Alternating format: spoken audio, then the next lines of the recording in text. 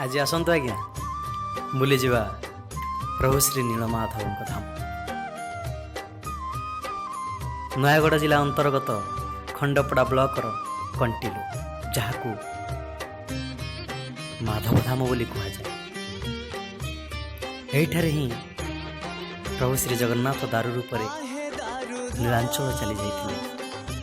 एठारे प्रत्येक दिन विश्वावसु सबर प्रभु श्री नीलमाधव को पूजा करे।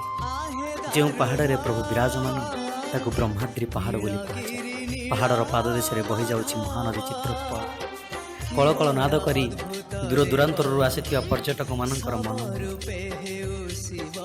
जो प्रभु विराजमान कहुए से कुआड़े गोटे गुंफा था जार नाम व्याघ्र गुंफा जो प्रभु को जगी रही दुईटी बाघ।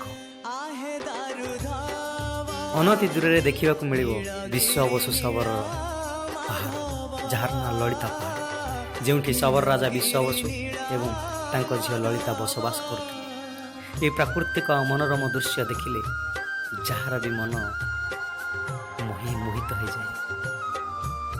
बहुत दूर नुहे आज्ञा ओडिशार राजधानी भुवनेश्वर ठार मात्र 80 किलोमीटर दूर रे यह धाम अवस्थित। यहीठार प्रत्येक दिन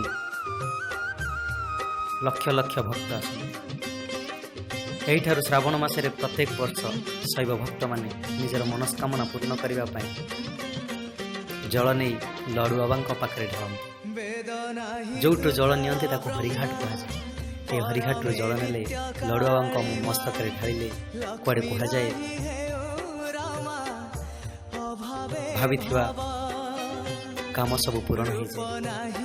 आसतु सारे बुलीजा श्री नीलमाधव कंटिलो धाम जो प्रभु माधव कहीं जुगरू चाह रही भक्त मान।